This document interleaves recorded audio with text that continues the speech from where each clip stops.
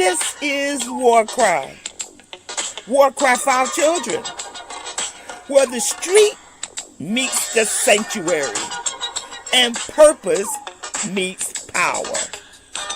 Join me, Elder M, intercessor, street evangelist, prayer warrior, advocator for justice. We stand in the gap in the streets, in the courtyards, in the schoolyards, in the church and on the block. This ain't just prayer. It's intercession. It's advocacy. We deal with real problems. Criminal justice, social justice, gun violence, social media, catfishing, human trafficking, mental illness, education disparities. We deal with it all here on WarCry. Our community has a voice. It's called WarCry. Each week, we link arms with community leaders, educators, pastors, parents calling out injustice. This is WarCry. This is not just a podcast. It's more than a moment. This is a movement. Join us. Let's give a voice to the problem and be the solution. I'm trying not to lose my head. It's like a jungle sometimes. It makes me wonder how I keep on going. WarCry. We're going to speak out for our children. Let freedom ring? No. There cannot be freedom until there's justice. WarCry, join us Mondays, 11 a.m. I'm just about to lose my mind. This is WarCry. They're trying to turn time back. But let us get out and give a voice to the problem. This is WarCry. Join us, be with us, or be gone. Don't push us. This is WarCry. Trying not to lose my head. It's like a jungle sometimes. It makes me wonder how I keep from going under. We're not going under. This is WarCry. Good morning, good morning, good morning. This is WarCry, and this is another wonderful experience dealing with our urban community and what's going on. I have a wonderful show planned for you. Our guests are excited. I'm excited as well. As you can see, this is Monday. This is Marvelous Monday. And this is the time that we get down to the nitty-gritty. There's been a lot of things happening this weekend concerning our children. Kids have been lost. Kids have been molested. Kids have been taken away, human trafficking, and we're going to get down to some of the roots of what's going on. We don't just want to just give the problem. We want to come up with some answers. It's our kids. It's our answer. Let's bring this everybody in. This is WarCry. I am so excited. I am so excited. I am so excited. Oh my goodness, that's my girl from California. Oh, Dr. Julia, tell her, how are you? I've been so excited since the first time we met. I am so excited. And then I see Cindy. Oh my God, I got two of my favorite people. I got two game changers. All right. In the house. I got two game changers today, because guess what? Things are happening, and if we don't give a voice to the problem, we can never find a solution. So we need to talk about these things. But before we talk about them, I just want to ask one question before we go any farther. Just introduce yourself slightly, and then give me a song that summarizes the climax of what we're in today. I'm going to go with you, Cindy. Introduce yourself and give me a song that summarizes this climax that we're in. Well, my name is Cindy Ashley. I do a show called S Unscripted because I was diagnosed with multiple sclerosis last year on Valentine's Day. And it's on my, I have an internet radio show called onthewakeupradio.com. Now, with the climax going on, the song is Man in the Mirror, because we have to come up with solutions. And it starts with us. Oh, I'm that's and name that artist. Michael Jackson. Oh, I'm talking about the man in the mirror. And that's not just for black people. It's for white people to look in the mirror too and to think about what they did to us. Would you agree with that? Right on. Okay. Oh, right on, right on. Haven't heard that in a long time, sister. Okay, and Dr. Taylor, how about you introduce short introduction and guess what? Give me a song that would kind of like summarize this comment. Well, I'm thinking about Michael Jackson too. They don't care about us. They don't care about us. Yeah, yeah, yeah, yeah. Yeah, They don't care about us. yes. I am homegrown from DC, living in California most of my adult life. I'm an author of several books, conference keynote speaker, a life coach for women's wellness. I'm a retreat facilitator, wife, mother, grandmother, and I lend my voice of advocacy with yours to empower our people. Mostly it's our women because we are the mothers, we are the elders, we are the hand that rocks the cradle. So I do a lot of work with women getting balance, resilience, faith, self awareness about their power and their purpose. All right, all right. I see Minister Patton, Dr. Patton has joined. Do me a favor, just give us a short introduction. And guess what? Give us a song that summarizes the climax of what we're dealing with. Oh, praise the Lord. Good morning. Good morning. Glad to be here. Just want to say, well, my background is that I'm an administrator for teachers and children. I was a principal, so I've worked with our young people and have dealt with many issues, that our teacher has, that as teachers and parents, as a teacher, as a parent, even as a student of the word that I have dealt with so many different things, but we thank God that so many things are coming up that people are now gravitating and helping each other for our children. It's just a wonderful thing. Give us a song that summarizes. Now I know you've been in the church so long, you may not know a song, and I may have to give you a song. You understand, Dr. Taylor? And see, sometimes people been in the church, but you can give us a church song if you want to. Okay. Well, my song would be "What About the Children?" And that's Yolanda Adams. Yolanda Adams. Yes. Okay, okay. Well, you know what?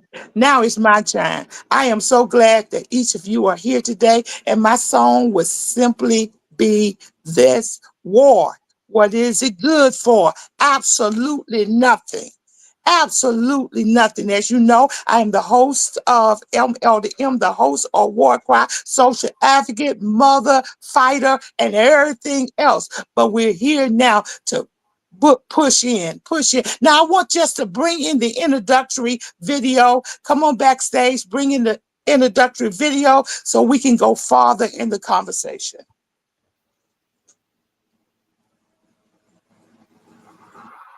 Inspiration for people on the grow, featuring the popular life-changing speaker and author Joel Diamond Taylor. Knowledge, faith, and action are keys to your success. To experience results in your life, be sure to listen to this message often. Continue growing in your success by visiting the website www.donotgiveup.net to learn more about products and Joel Diamond Taylor's upcoming events. If you would like to invite this dynamic speaker for your event, church, women's retreat, conference, or workplace training, please call 323-964-1736. That's 323-964-1736.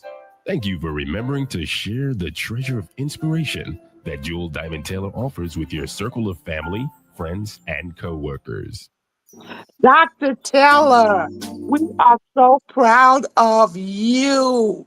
Um, how I got to know you or what drew me to you was your poem on I'm Black and I'm not giving it back. Am I saying that right? I'm I not am giving I am not giving my black back. I am not giving my black back in a time where people want to trade in their black. You are telling us that you are black and you're not giving it back. Tell me what inspired you to write that poem. I was on tour for 12 years with major icons like Dr. Maya Angelou and Susan Taylor and Dr. Coretta Scott King and Gladys Knight and Shirley Caesar. For 12 years, I traveled crisscross the nation with them, empowering Black women with a very unapologetic Black culture, African culture theme. And we would go to all the major Black cities. And one time we were in Texas, in Dallas, and I loved wearing my Afrocentric clothes. And a lady stopped me and she said, "Where did you get that costume?" And I said, "Oh my God, this is not a costume." And I immediately went to my hotel and the poem just flowed right out of me because I realized that we have given our Black back, our culture, our rhythm, our spirituality, the way we dress, the foods that we eat, how we identify ourselves, how we allow the colonization to rob us of who we are. I mean, I'm guilty of it too, because we all try to fit in.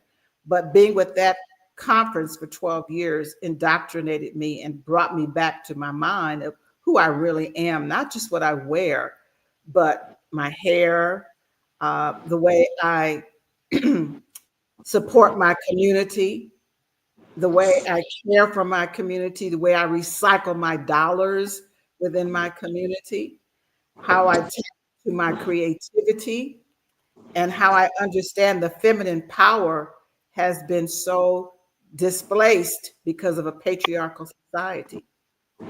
Now, Dr. Tell, let me come in. Mhm. So, being Black is not just being Black, it's a whole process of giving back to our community, it's recycling our money. So, it's more than just putting on garments or Right. looking the part, it's being the part. Is that what you're saying? It's being the part. Exactly. And we've been so fragmented. It's not to shame anybody, but each of us have a role in unifying, bringing back the wholeness of who we are. We've been so fragmented, been lied to so much, families torn apart, uh, programmed. So waking people up is part of my journey.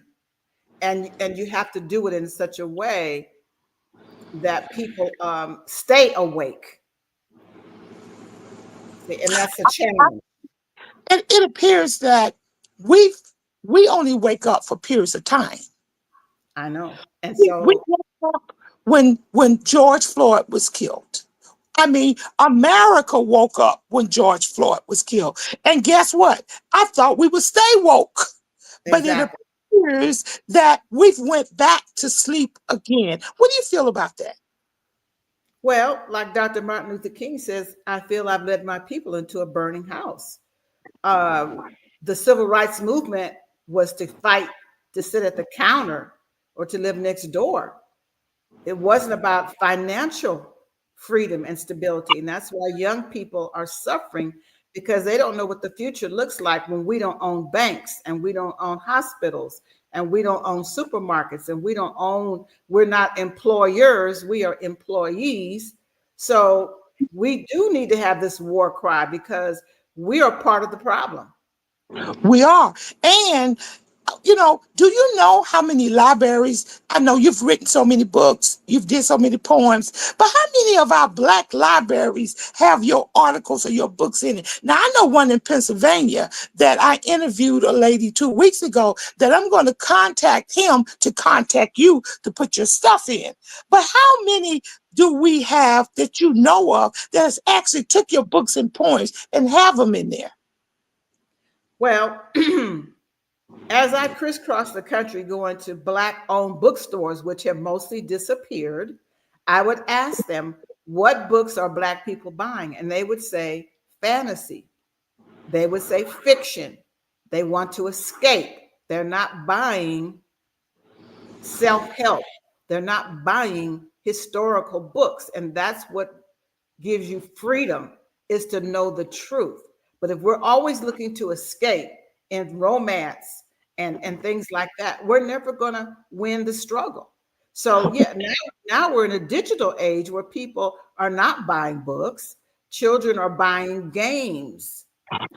So we have a lot of issues that we have to dismantle and overcome, because the truth is hidden in the books and in the storytellers. Because before we had books, you had storytellers. I am a Or seven, or tradition, oral tradition. oral tradition. So I am an elder now. I'm 75. So I'm an elder and I have stories to tell. Oh, hold it. You're 75. I want the two women on here and myself. Let's give her a high five. Come on, do a high five. High five, sister. High five. You're looking good. You're looking good. High five, baby. Women power. Yes, yes, you're looking good. I'm sorry. Now we can go back. But you are looking fabulous. God has preserved you for a time like this. Nobody could wear it like you, girl. Nobody could wear it You're so like. sweet. No, I it's received. hold it for a minute. Okay, let the women open up. Trevor, what do you think about it? First of all, just high five again. Okay. And second of all, what you're saying is absolutely right. Now, there's a lot of things that I could identify with what you're saying because I dress Afrocentric. I was an administrator in a school where most of the school were black and brown children. Mhm. Most of my staff was white.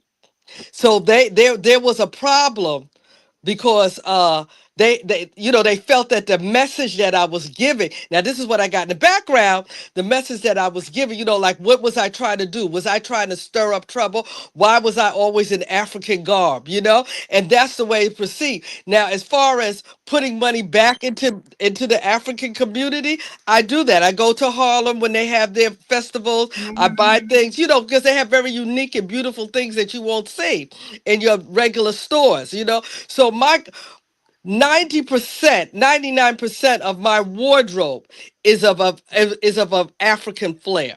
And I do understand that it's important because it was important for those children to see that, to try to ask questions to themselves as why is the principal walking around looking as I was sending a message to our children. That Amen. you that you're regal, that you're a queen, that you're regal. That's right. That's right. And some of them would never even see African garbs if she didn't wear it. Period. So it's important for us to always put our authentic self on display. And that's one of the things that I know that our young people don't. They want to change their authentic self. They want to be like someone with long hair all the way down to their butt. They don't want to wear their locks. They don't want to wear their braids. They want to hide from it because there are some jobs that you really get a negative vibe if you come in your authentic self, because they look at us based on presentation versus based on what we know. Christy, come in. How do you feel? First of all, I want to tell her 70 something weird. I need some of that. Put that on me, sis, because fabulous, gorgeous. And honestly, when you were talking about books, I thought about it was D. Haynes that talked about if you want to hide something from and I'll say black person because he didn't say Yeah, the word black person, put it in a book. that's right. And Yeah. that's how sad the culture is because we need to get our children. It starts with our children because you can't really do nothing with these older folks. I ain't even gonna hold you. And the problem is too is that we have states like Texas and states like Florida. I'm calling them out where you have governors that are taking the books about us off the shelves because they say they make other people who don't look like us feel bad. So that's why we salute black authors and we want to put them in place and we want to know about your books. We want to know where we can get your books from because we want to put it on our websites. We want to give your books for Christmas presents and birthday presents. We want your information to flow. We want Oh, that is so to flow. amazing. We I want to- haven't heard it. I haven't heard that in a long time. And just know that what you're doing with this platform is making a difference. We need you to keep doing what you're doing and blowing the whistle and beating the drum, beating the That's right. drum. We That's got to right. do all of that because we are. And it They're takes us they're they're together. afraid of our power. They're afraid of our power. They're afraid now that brings me into let us hear your poem. Let Oh, recite your poem to us. okay. Here we go. Oh, it's from this book that I wrote in 1980. Oh Lord, 1990. It was in the early 1990s. Um, and it says, "I'm not giving up my greens or my grits. I'm not gonna stop saying girl and putting my hands on my hips. You see, life for me ain't been no crystal stair, and I'm not giving up Rosa Parks, Fannie Lou Hamer, Mary McLeod Bethune, Sojourner Truth, Madam C.J. Walker, Toni Morrison, or Dr. Maya Angelou. Because you see, I am a phenomenal woman, and I'm not giving my black back. I'm not giving up my crown, my waves, my braids, my curls, my locks, my kinks, or my kente cloth. Now, I'm not going to give up the mass choirs, the sounds of blackness, Mahalia, Shirley Caesar, Aretha Franklin, or Kirk Franklin. I'm not going to give up in Medea's kitchen eating peach cobbler or sweet potato pie and hearing her ask me, "How you doing, baby?" I'm not going to give up going to You Buy We Fry on Fridays or barbecues on Saturdays playing bid whist and slamming those dominoes. I'm not going to give up Harriet Tubman's train, Soul Train, Coal Train, or the Midnight Train to Georgia. Now, you can meet me at the function at the junction, but I'm still not going to give up B.B. King, The Whispers, Fancy Miss Nancy, Lena Horne, Motown, the Philadelphia Sound, or the Temptations, because you see, it's the way we do the things that we do, like building the pyramids that still stand, made by our forefathers' hands, where diamonds and oil and silver and gold are buried in our rich dark land. Oh, I'm not giving my black back. I am happy being nappy with my wide hips and my wide nose, the rich melanin in my skin. I love putting lotion on my ashy skin. Oh, I'm not going to deny or forget my ancestors who lay in a wet grave in the Middle Passage from slave trade. And I won't give up on our youth of today who still need a way made. I won't give up on Miles, even though he didn't smile. And I won't give up on Marvin Gaye, Richard Pryor, Phyllis Hyman, Billie Holiday, Billy Eckstein, Jackie Robinson, or Jackie Wilson. I'm not going to give up the electric slide, Alvin Alley, Bojangles, or Debbie Allen. You think I'm going to give up reading my magazines like Essence and Jet and Ebony and Black Enterprise? Too bad they don't exist anymore. I used to write for all of them. For we are a colorful people, and like Curtis Mayfield saying, we are people who are darker than blue. We are honey, we are cinnamon, we are mahogany, we're chocolate, we are red fox, we are James Brown, we are berry white, we are the mothers of the church dressed in white, we are the color purple, we are the lady who sings the blues.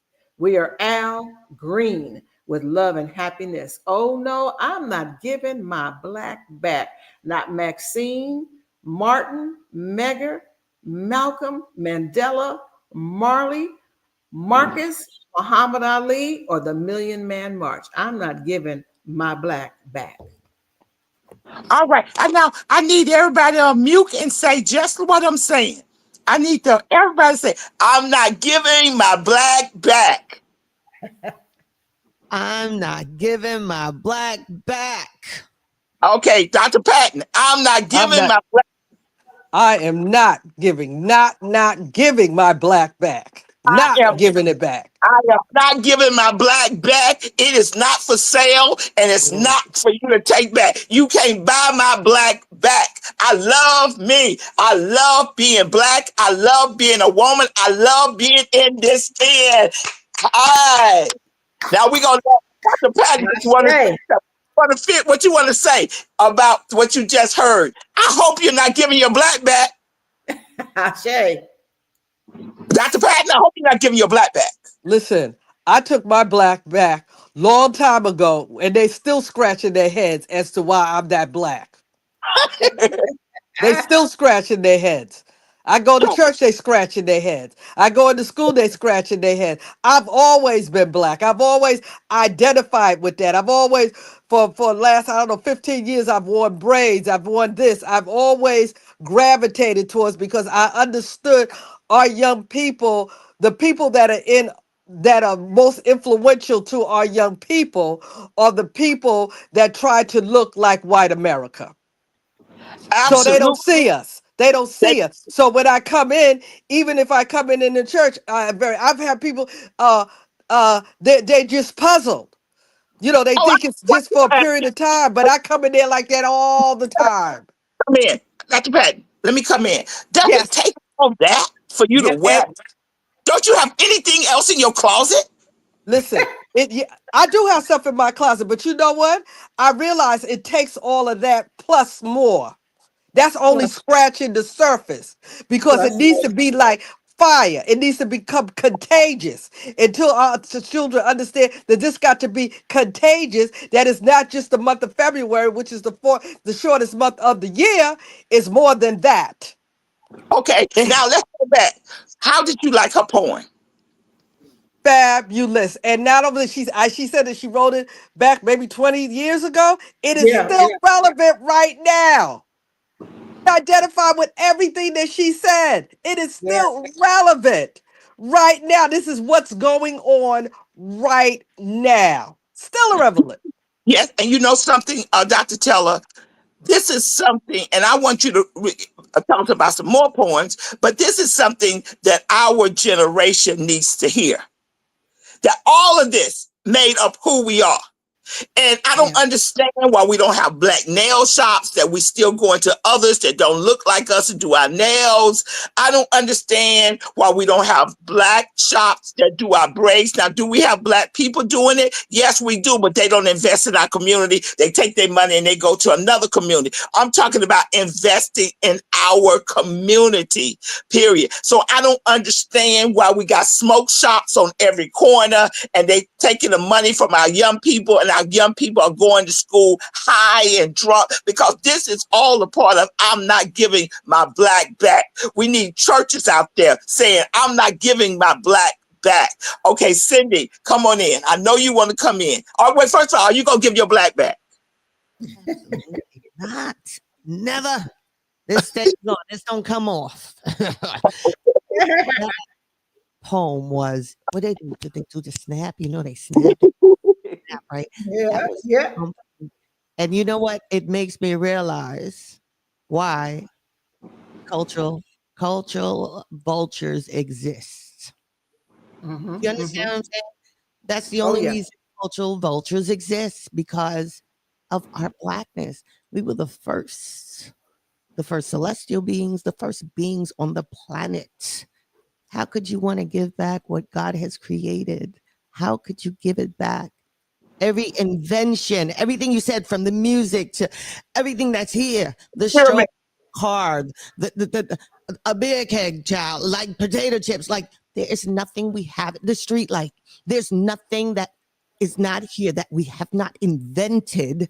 We don't get no credit for it. Granted, somebody else making money. This light bulb in this house, if it wasn't Mm-hmm. for Vladimir, these wouldn't be on because Con Edison couldn't figure out how to do it. So when you say I'm not giving back my black, absolutely not. I thank you for that poem. You know what? Every child needs to be saying that from January to January. Forget February because Black History Month is Black History Year 365. Yeah, yes, yes. Thank you You know, so when much. I went to Let me when ask you I a went question to go, before you go into that. Why do you think that we want to give our black back? We've got kids who are coloring their skins. And I'm not calling her name on the show, but she's a famous tennis player, one of the best in the United States of America. Look at her. She's lightened her skin complexion. Why do you think we want to give it back? Why do you think we don't want to identify with who we are and think Black is beautiful? Now we take our bodies and we put it in any shape or form. We take these wigs and we put on. We don't want to identify with being Black. Why, Dr. Teller? That's a big question, but part of it is trauma, the need to feel like you need to belong, the deep programming. We cannot underestimate the power of the programming.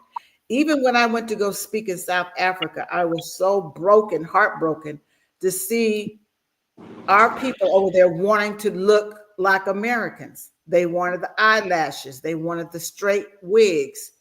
They were not wearing the culture. So it's like a flip-flop. Like, wait a minute. So it's like this need to fit in, this need to belong. The way we were programmed that they are superior, they are not.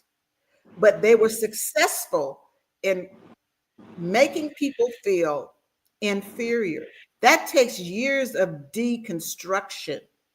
And what you are doing and what I am doing, I don't keep saying why. I keep saying, what can I do? The Yes. why question will drive us crazy. I don't want to go crazy trying to figure it out. The short span that I'm here on this planet, what can I do to be a part of the solution? I didn't create it, but I want my legacy to be that I was a part of the solution, that the lives that I impacted, because there were elders in my family that woke me up. They're gone. But their impact and their influence has never weakened. I know who I am because they spoke into my life. And so the power of speaking into people's lives and doing the best that you can, showing up, is the most that we can do. I want I to bring don't ask a lot of questions why. I don't ask why. I just I ask want to bring you to New what. York because we need to talk in person. We need to get a group. We need to invite you into the church. We need to galvanize our young people, our Black boys and our Black girls, specifically, maybe separate, but bring them collectively together because it appears that, especially our Black girls, they want to give their Black back.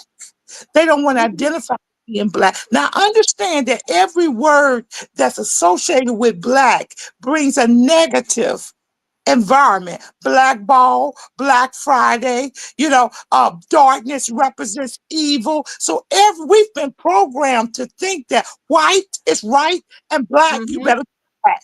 So we've been mhm. programmed to think that dark is not beautiful, but we know that's not true because the truth of the matter is that our the people who don't look like us lay in the sun all day to be like us. See, the Yep. people who look like us, they put on their suntan and they lay there to be like us because they want this dark, beautiful, mellow skin that we have. But yet they despise it. I can't understand that. They They despise have it. a mental illness. They have a mental illness. Yes, they do have a mental illness. I would say that. They have a They have a mental mental illness. illness. Now, have you wrote a poem about trauma? I have, but I don't have it handy right now. I have just recently moved my office and I've got stuff everywhere. No problem. But that is part of the body of my work, is helping women to understand the trauma of poverty, the trauma of racism, the poverty of living in a dysfunctional home, the trauma of single parenting homes, the trauma of divorce. So there's so many layers. And when you're trying to elevate and educate and enlighten people, first you got to feed the belly. It's difficult to feed the mind when the stomach is hurting and Yeah, they're not getting fed, and they're cold or they're hot or they're hungry or they're sad. It's like it's such a tremendous amount of work that we have to do. And I have found that my lane is there. I am a therapist helping women to deal with the trauma, because a lot of the children that we want to empower them, You can't get past their trauma. You can't get past them going home to dysfunction and depression and suicide and on these screens all day long. Mothers and fathers that have to work 2 or 3 jobs, and they want to be there with their children, but the economy says they got to work. So Now, let's it's a go back. multi-layered. I want to interrupt you, Dr. Teller, because I want to hone in on something specifically. I want to Mhm, talk about generational trauma. mhm. Trauma that's passed from one group to another group to another group. Generational trauma. That sometimes that when we try to help the mama or try to help the grandmother, we see the daughter has it, and we see the daughter's daughter has. How do we address generational trauma? Should we go back? And if a person comes into you, a young lady comes into you, and she's say 26, and say her mother is alive, and she's dealing with all kinds of trauma, childhood trauma, do you think that we should also ask to speak to the parent? This is my personal question. I want to ask because I deal with a lot of trauma, because I feel that sometimes, even though we're working with one group, the other group still is set in a certain way, and it sometimes affects the work we do. Dr. Teller. Yeah, it's a big undertaking. I'm a realist. I'm a realist. And sometimes you can help one generation and you have to say, well, we can't go any further. Some people are so deeply rooted in shame, so deeply rooted in anger, so deeply rooted in abuse that no matter what you tell them, see, this is the thing. The younger generation is not dealing with much as shame as our mothers and grandmothers did. They were told, keep your business inside the house. Nobody needs to know our business. Now, trauma is a part of everyday language. You never heard the word trauma when we were growing up. Get over it, fix your face, don't talk to nobody, stop crying. I And let me fed. tell you, I never heard the word mental illness either. That's right. So it's a whole new dynamic that we're dealing with. So I think it's unrealistic to think we could heal all the generations. There are people that have 3 generations under one roof. You've got grandparents raising grandchildren. You've got young people. I have so many women in my life who are taking care of their elders.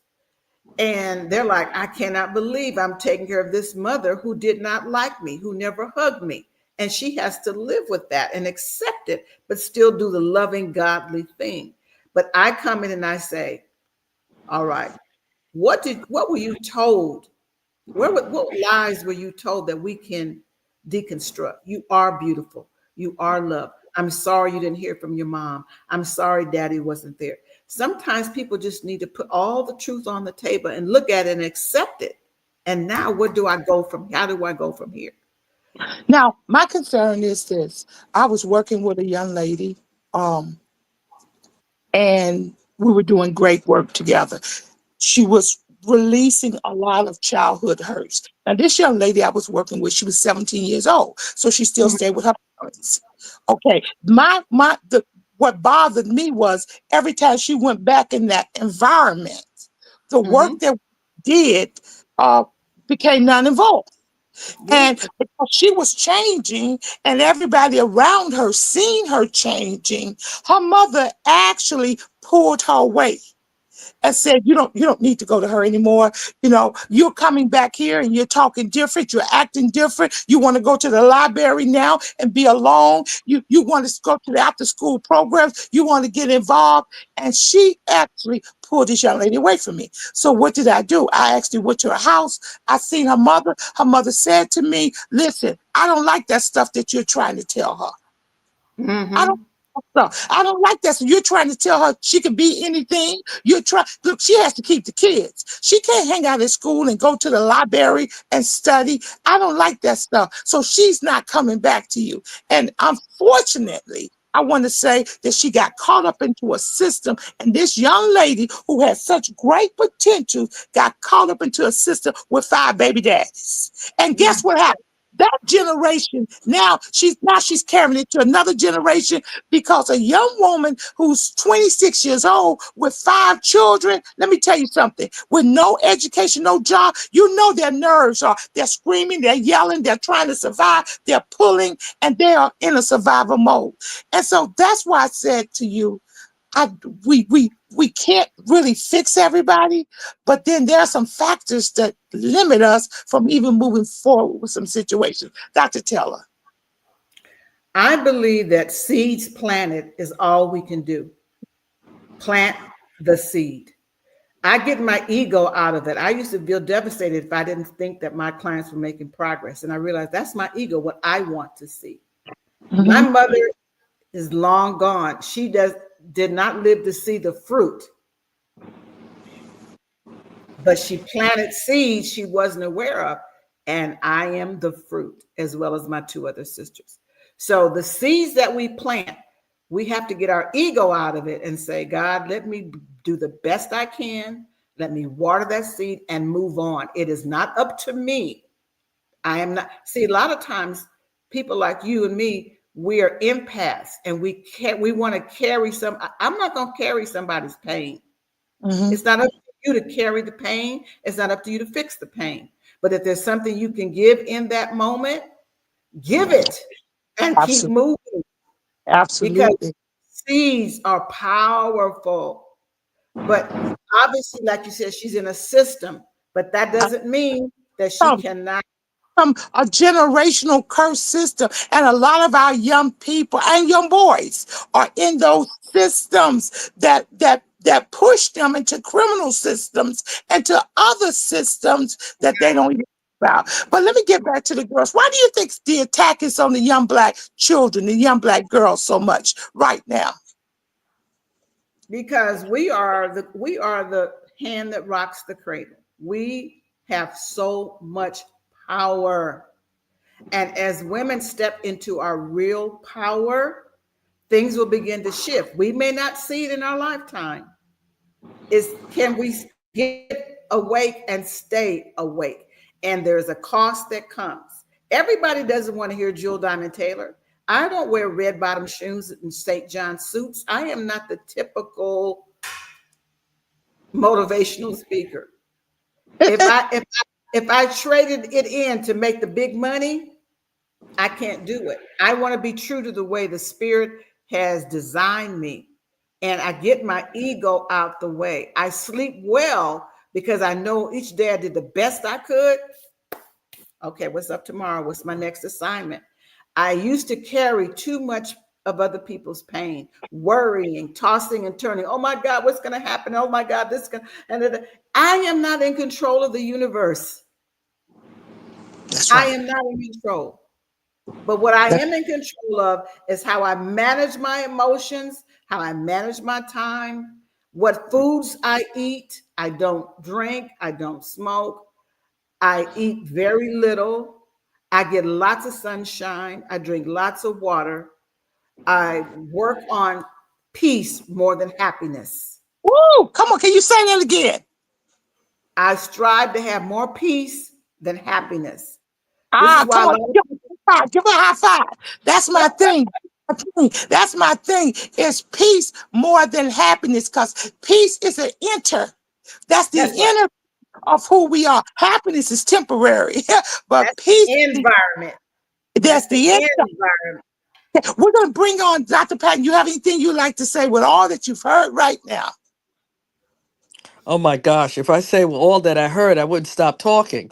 But I'm saying that what you're saying about uh that we just have to, there is so much, as you said, there's so much trauma with our children, with the parents, with the grandparents, and it's really the truth, because when you talk to some of the children, they look like they're a deer in headlights. They can't seem to grasp hold of what you're saying to them, and they can't, because they're being pulled, it's in a direction that has gotten such a hold on them that has clouded their mind to think properly. They don't have the tools to think properly. And I wanted to say, said something about our children, especially I wanted to say our black boys, but now I have to include the girls, unfortunately.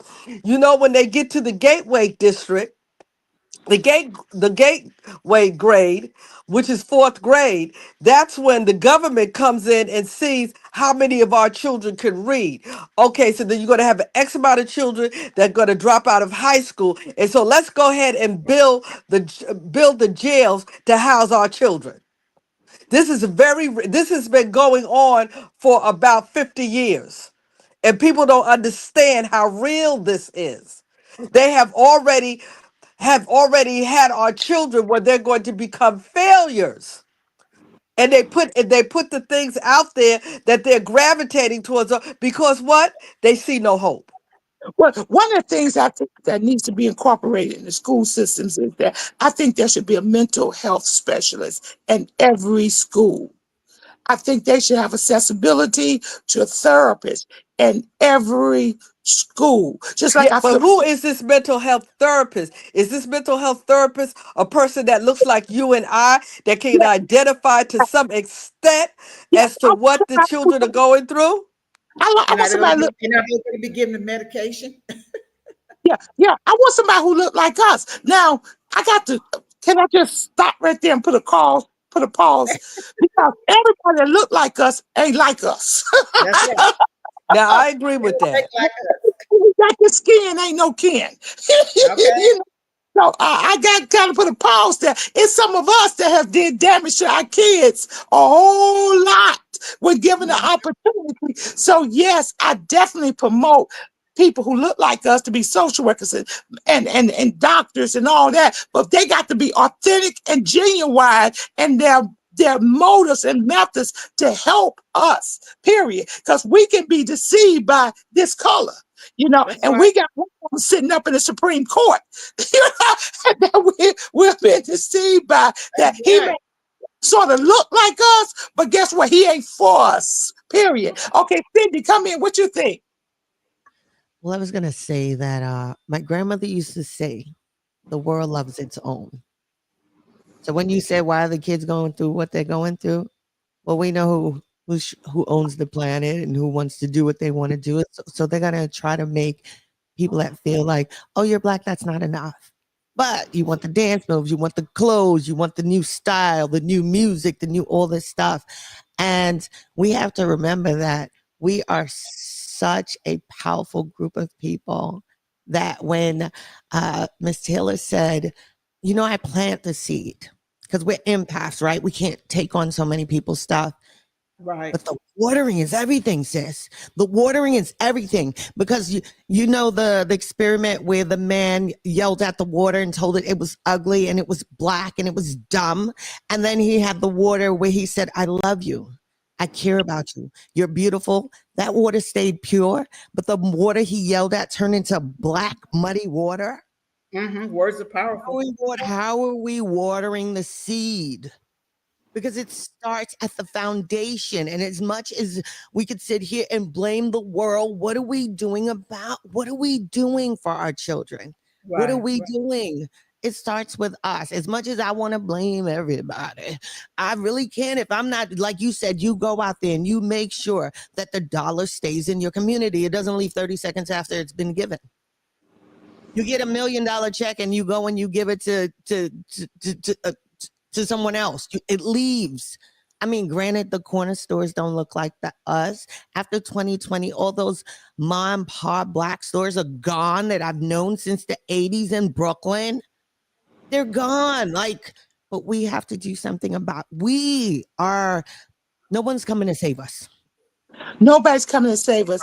Now, I think, Cindy, you was on the line when I gave out instructions on Saturday on how we can help our children.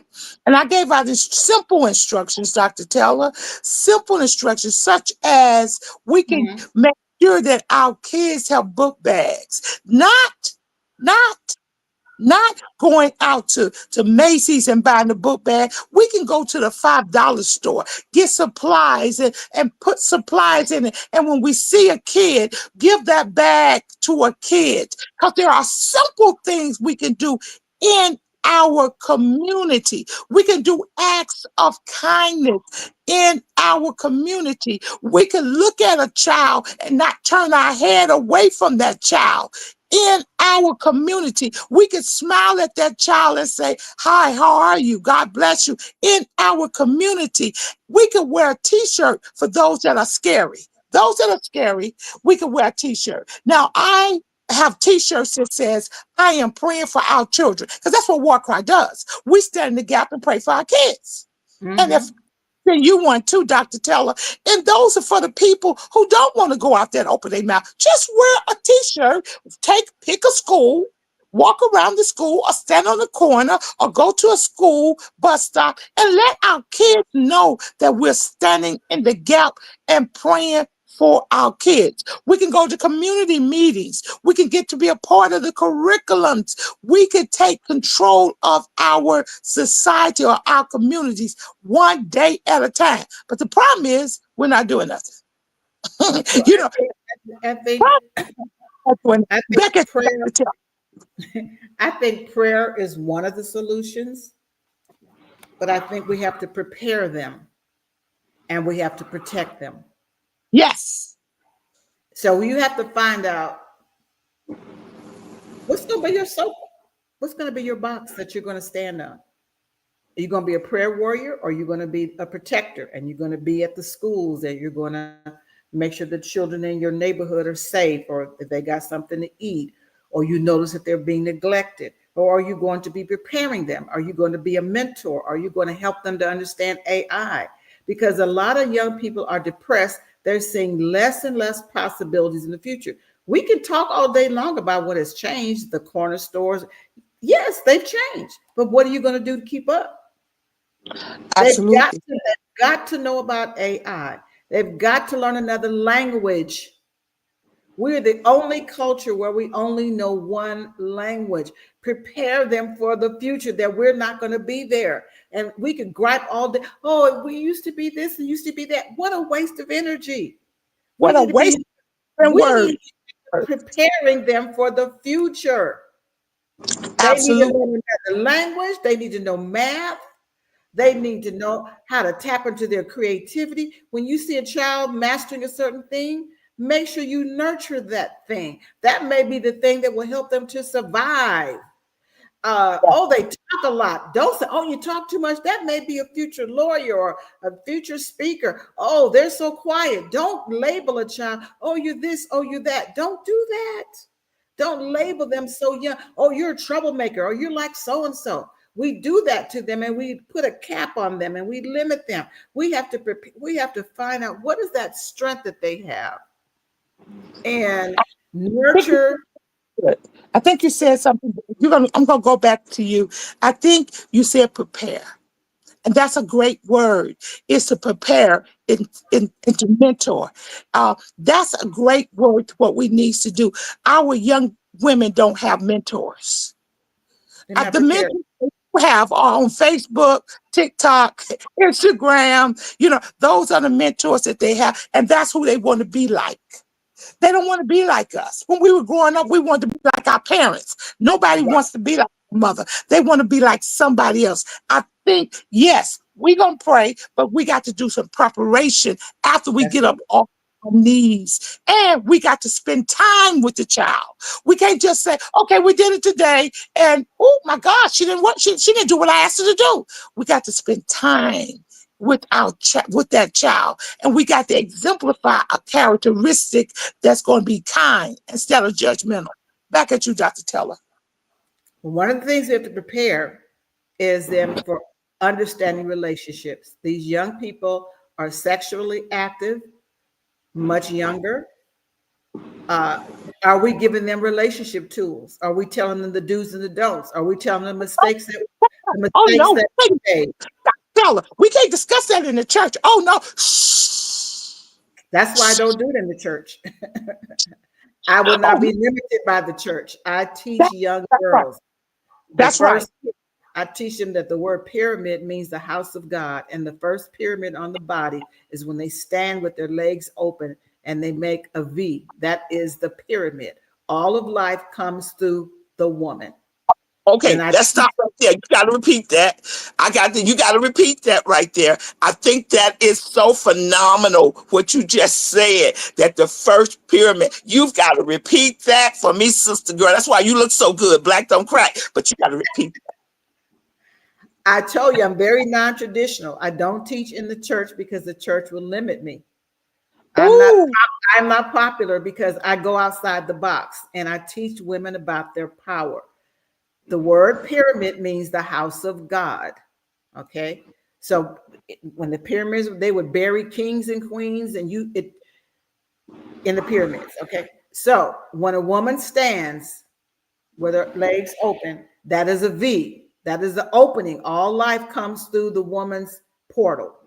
The next portal, the next pyramid is this, the house of God. If I close this pyramid, I will no longer exist. All of life comes through this pyramid. That's why our pyramids are bigger. Life. So I teach, this is the way I teach young girls, and I teach them about mistakes I made. I teach them about the do's and the don'ts. I teach them about you know, what it takes to friendships, boyfriends. We talk about these basic things. If we're going to curtail the rate of early pregnancy, we got to have the real talk. I didn't have yeah. real talk when I was a young girl. They just threw a little booklet at me. My mother didn't talk to me. There's so much shame. We've got to get rid of the shame, and we've got to I'm a realist. We don't have time to be sugarcoating things. These girls are in the line of fire. These girls are in a crisis. These boys are in a crisis. We don't have time to tiptoe around it. Let's get real. These boys used to fight and go to war. Now they sipping Starbucks and they got their pants sagging and they walking around with broken wrists and they walking around mad and angry and tattooed up. They don't know that they're dishonoring the temple. Yes. They Yes. don't know what to do with all the anger. They don't know what to do with all this anger. So they're following what they see. Are they seeing you and me? What are they seeing? Who's talking to them? I can't just give somebody a scripture. I got to give them some real life, teach young people life You, skills. you done stepped on the church toes now. I'm sorry. Look, they're gonna put you out of Second Baptist. You ain't gonna be able to go. And Yeah. I was ordained in the church, and I thank God that I was, so I could understand all the different systems that are coming at us as people of color. Yes, yes. I understand And it. the church, I am ordained, and I'm going to say it. The church hinders the work, and it bounds us up.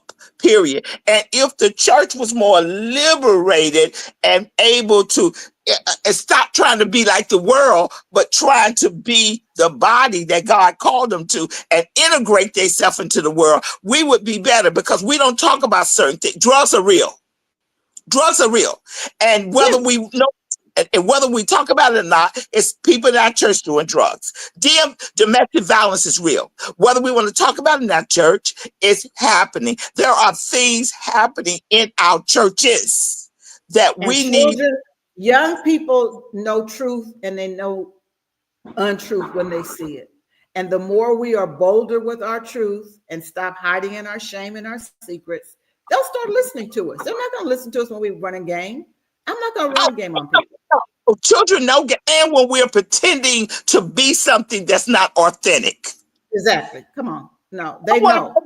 Phony people. I'm telling you, I don't want to be around fake phony people. I want to be around about people who are doing the real work, kingdom work. I know we're moving the church out, but I'm staying focused with kingdom work because that's still work of the kingdom. Now we're concluding now, but before we go, there's a couple things I want to do. I want you to think about all the events that you're going to be bringing up. I've seen an event that you're having in September.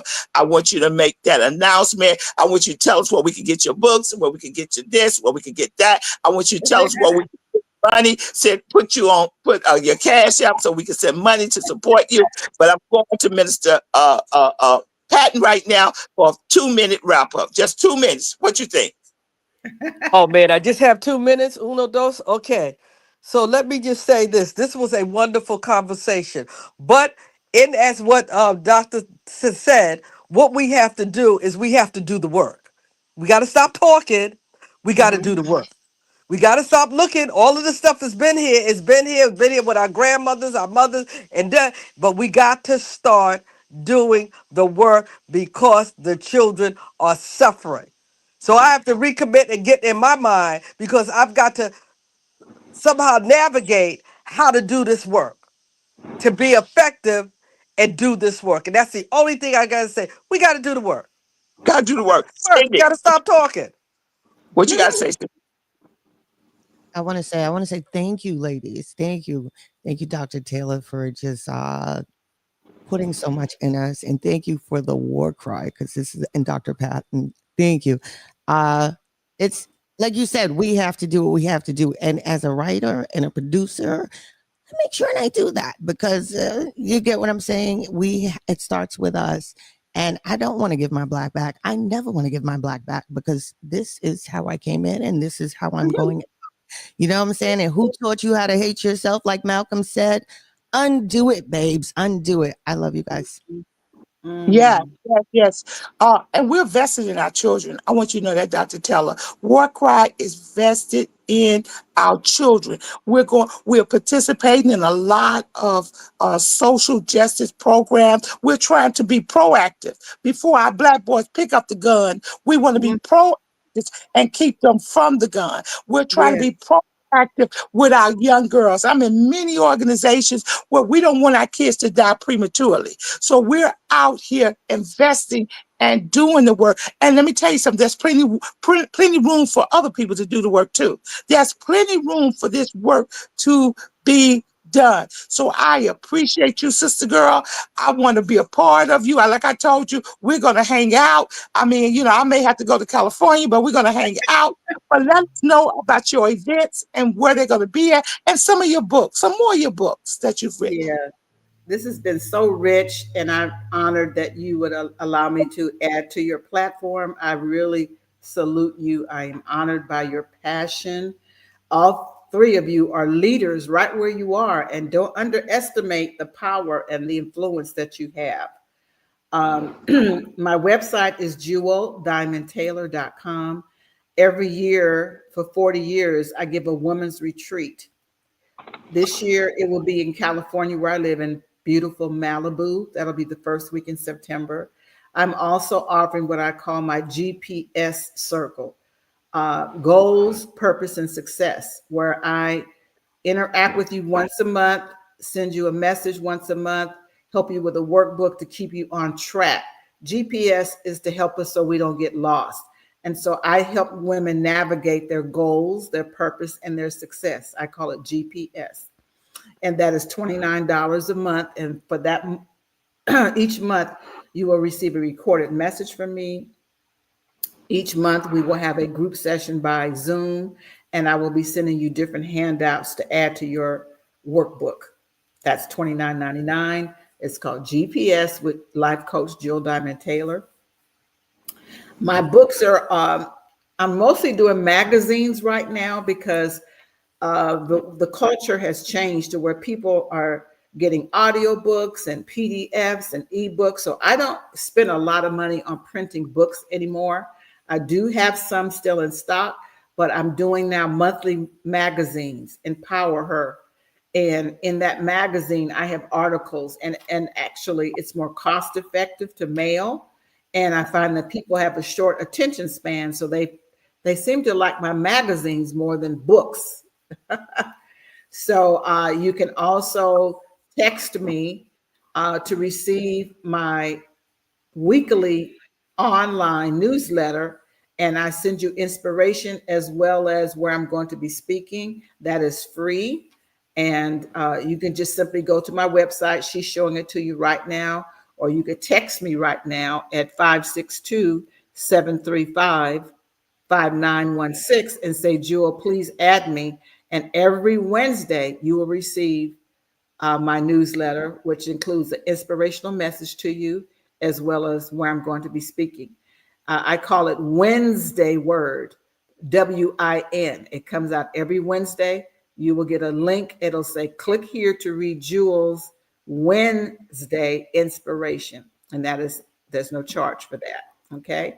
I am a life coach. I do one-on-one life coaching with women, dealing with experiencing more progress with your goals or dealing with relationships. I've been married 55 years, had a lot of ups and downs, a lot of mistakes, a lot of miracles, a lot of insight, a lot of perspective.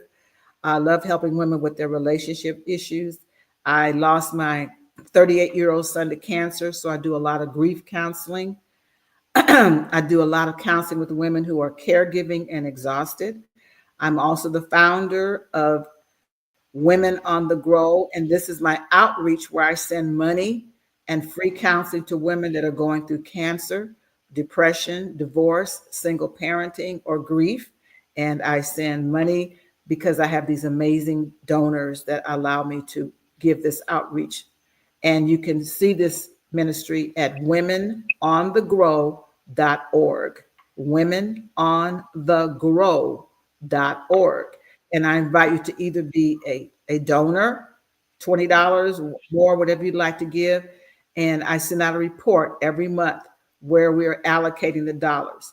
I send them free books. I send flowers. I do visitations. I do free counseling when I come across women who are in an adverse situation, living in their cars, taking care of their parents, a single parent. We just sent money to women for back to school shopping. We send money at Mother's Day. We send money to women in cancer because they got to keep the lights on or pay their phone bill or put gas in the car. So that is my nonprofit organization. I am an ordained pastor, but I'm very non-traditional. This is my church without walls. I believe that compassion is what we need. And so I lead with compassion. I lead with love. I lead with faith. And I do what I can, but I can't do it by myself. So I have amazing women that have partnered with me that resonate with that same type of vibe. Like, we see the hurt, we see it everywhere. And Jewel, what can I do? It doesn't matter. I mean, I have hundreds of dollars that come. Sometimes it's 20, sometimes it's 5, sometimes it's 100, but it all goes towards that particular mission. Thank you so much for this opportunity to interact with Sister Patton and Sister Cindy. I think it's Cindy, right? It was so Yes. great meeting you. I would love to come back to the East Coast. I'm from the East Coast. I haven't been back in a while. I usually go to Maryland. I have a goddaughter who is a minister in Maryland, but I'm from DC, so I love claiming that I'm bi-coastal. I'm West Coast in California, but I love my East Coast sisters. You know, we got it going on. Let me tell you, Dr. Yeah. Keller, we're going to try to bring you here. We're going to do our best. We're going to put some churches. We're going to put some churches together and bring you here and some nonprofit organizations. We have so many groups here, women who have lost their children with gang violence. The other side of midnight, I'm working with a whole lot of grief groups that they need to hear your voice, period. Yeah. So, and because my mother didn't survive breast cancer, and my son did not survive sickle cell and kidney cancer. So the two major, my mother and my son, man, that was such a gut wrenching. And so I teach a lot of resiliency. It's tough. And when you don't have anybody to work through that pain, because after the chicken is gone and everybody that goes home, a lot of women are not resilient. They don't know how to recover. So I didn't ask for that particular ministry, but let me tell you, I've walked through the shadow of death, and what I've worked with mothers who've lost their children. It's so ironic because 3 months before my son died quickly, I was asked to speak to mothers who all lost their children to gang violence. I'm like, God, why am I don't know nothing about this. Why am I going to go? I don't know anything. I'm telling you, the universe is something else. And I brought a message. I don't remember what I said, but they said it was powerful. And 3 months later, my son got out of the hospital bed, kissed me 3 times, and on the third kiss, he dropped dead. So uh, I have counseled women who've lost their children from violence, from drowning, from two of my best friends lost their children, adult children, to suicide, which is a lot of, we don't want to talk about that in our community. There's so much shame. I have children, women whose children are gay and there's shame. These are real situations. And I just want to be a voice for the voiceless. I want to be there for those that are hurting. And my tagline is, I was born for this. And so I've accepted the assignment. You were born for this. And can I add something else? It's your time. It's your time.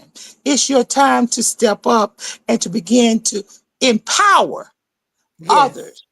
One of Jesus' tags was this: hashtag make disciples. That's your tag. Hashtag disciples. See, we got to mimic ourselves in others so that we can all collectively do the work that's been assigned to us. We don't have time to be weary. We don't have time to be tired. We got to take care of our bodies, our minds, and our soul.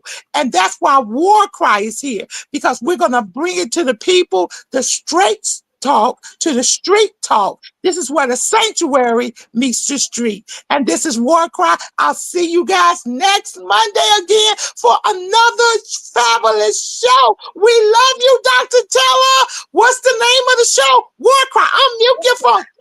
WarCry. And today we have it for women. Oh, Dr. Teller, we love you. We love you. We want you here on the West Coast. We don't want you on the East Coast no more. I mean, we don't want you on the West Coast. We want you on the East Coast. You need a voice here. You got to get a house in the Poconos. You must get a house in the Poconos so you can be here with us. This is WarCry. We'll see you next. All you got to do is give me a place and some folks, and I'll show up. We're gonna work on that. This is WarCry. Next week, our show will be on crime, no crime. A group of lawyers, a family of lawyers invented a game called Crime, No Crime. You can look at it on how to manipulate the justice system and knowing your right. See you next week. This is WarCry. I love you.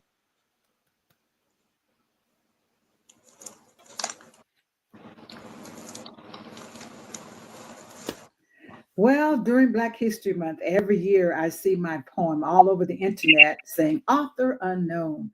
Well, here she is, the author Jewel Diamond Taylor of the poem, I'm Not Giving My Black Back, written in 1998. Yes, I wrote that as I was speaking for the African American Women on Tour conference, and I would wear my ethnic wear, and someone stopped me and said, where did you get that costume? And it just jolted me like, this is not a costume, this is my heritage. And immediately this poem flowed through my consciousness, and it goes like this: I am not giving my black back. I am not giving up my greens or my grits. You think I'm gonna give up saying girl and put my hands on my hips? You see, life for me ain't been no crystal stair.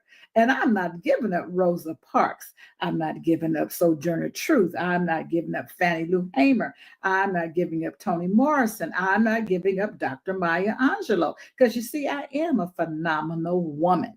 And I'm just not going to give up my crown, my waves, my locks, my braids, my kinks. I'm not giving up going to Madeire's kitchen and hearing her say, how you doing, baby? As she serves me some peach cobbler. I love on Fridays going to barbecues and playing bid whist and slamming those dominoes. I'm not giving my black back. I'm not giving up Harriet Tubman's train, Soul Train, Coal Train, or the Midnight Train to Georgia. Now, you can meet me at the function at the junction, but I'm not giving up B.B. King. I'm not giving up the Whispers, Fancy Miss Nancy, Lena Horne, oh, the Philadelphia Sound, or the Temptations.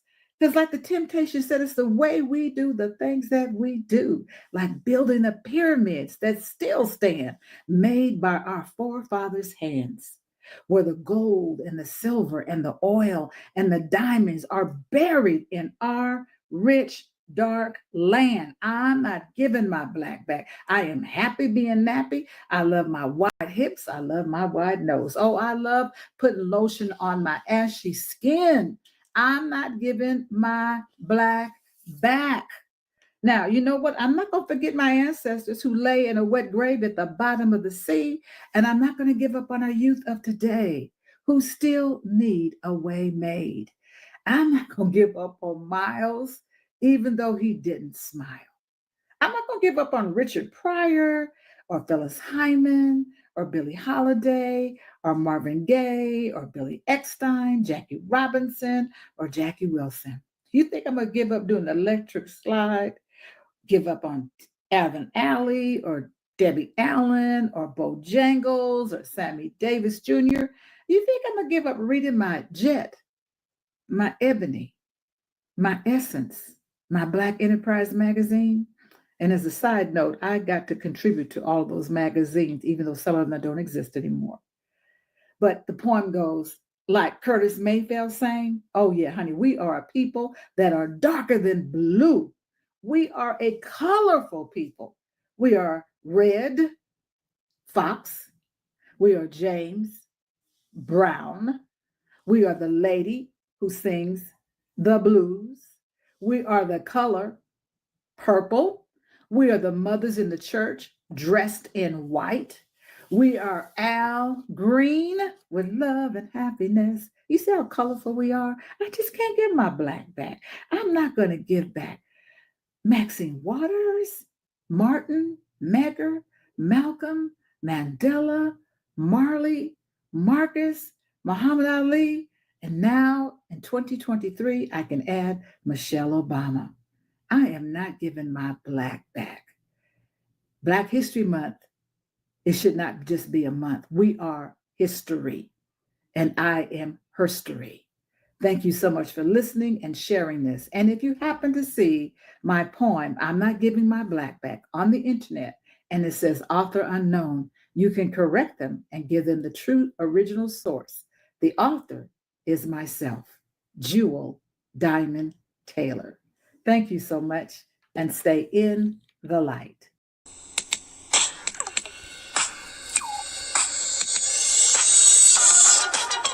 This is WarCry. WarCry for our children, where the street meets the sanctuary and purpose meets power. Join me, Elder M, intercessor, street evangelist, prayer warrior, advocator for justice.